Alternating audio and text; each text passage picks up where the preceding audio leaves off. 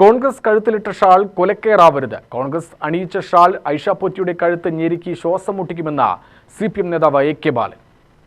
Facebook കുറിപ്പിലാണ് ബാലന്റെ വിമർശനം. കുറിപ്പിലെ പ്രസക്ത ഭാഗങ്ങൾ ഇങ്ങനെ: ദൈവത്തിന്റെ പേര് പറഞ്ഞുകൊണ്ട് CPIM-നെ ശപിക്കാൻ ഐഷ പോറ്റിയെ പ്രേരിപ്പിച്ചതിന്റെ പിന്നിൽ ഒരു കപട വിശ്വാസിയാണല്ലോ ഒളിഞ്ഞിരിക്കുന്നത്. ശബരിമല ശാസ്താവിന്റെ സ്വർണം കട്ട ഉണ്ണികൃഷ്ണൻ പോറ്റിയുടെ മറ്റൊരു മുഖം ഐഷ പോറ്റിയിൽ തെളിയുകയാണ്. രണ്ടും വിശ്വാസവഞ്ചനയുടെ രണ്ടു മുഖങ്ങളാണ്. ഐഷ പോറ്റിയെ സഖാവ് മേഴ്സിക്കുട്ടി വിശേഷിപ്പിച്ചത് വർഗവഞ്ചകയെന്നാണ്. ഇതിനേക്കാളും നല്ല നാമവിശേഷണം രാഷ്ട്രീയ നിഘണ്ടുവിൽ കാണാൻ കഴിയില്ല. വർഗവഞ്ചകൻ പഴയ ഒരു പ്രയോഗമാണ്, കേട്ടുപരിചയപ്പെട്ടതാണ്.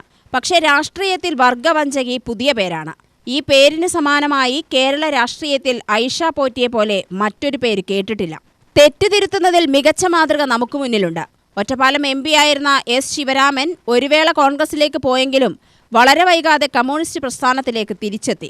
ഒറ്റ ദിവസം കൊണ്ട് ഈ അടിസ്ഥാന ഗുണങ്ങളൊക്കെ എങ്ങനെ ഇല്ലാതാക്കാൻ കഴിയും? പാർലമെന്ററി ജീവിതത്തിൽ ഇനിയുള്ള സ്വപ്നം മന്ത്രിസ്ഥാനമാണല്ലോ. അത് സാധിക്കാത്തതിന് ഇത്ര വലിയ ചതി ആവശ്യമായിരുന്നു. സന്തോഷത്തോടെ മരിക്കുമ്പോൾ ഏതൊരു കമ്മ്യൂണിസ്റ്റുകാരനും നല്ലൊരു നാളെ സ്വപ്നങ്ങൾ കണ്ടായിരിക്കും കണ്ണടയ്ക്കുന്നത്. രക്തസാക്ഷികളുടെ മായാത്ത മുഖമായിരിക്കും, ചുവന്ന കൊടിയുടെ അലയടിയായിരിക്കും മുന്നിലുണ്ടാവുക. മോചനത്തിന്റെ പ്രത്യയശാസ്ത്രം അംഗീകരിച്ച തൊഴിലാളി വർഗ പ്രസ്ഥാനത്തിലേക്ക്, കമ്മ്യൂണിസ്റ്റ് പാർട്ടിയിലേക്ക് മറ്റു ബൂർഷ്വാ പാർട്ടികളിൽ നിന്നുള്ളവർ വരുന്നതും കമ്മ്യൂണിസ്റ്റ് പാർട്ടിയിൽ നിന്നും മറ്റു പാർട്ടികളിലേക്ക് പോകുന്നതും രണ്ടാണ്.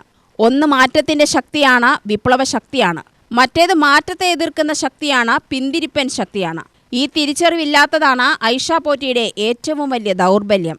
എല്ലാവർക്കും മരണമുണ്ടല്ലോ, മരിക്കുമ്പോൾ കുറ്റബോധം കൊണ്ട് കണ്ണടയാതിരിക്കരുത്. ബാലൻ ഫേസ്ബുക്ക് പോസ്റ്റിൽ കുറിച്ചു. UTV news, Palakkad.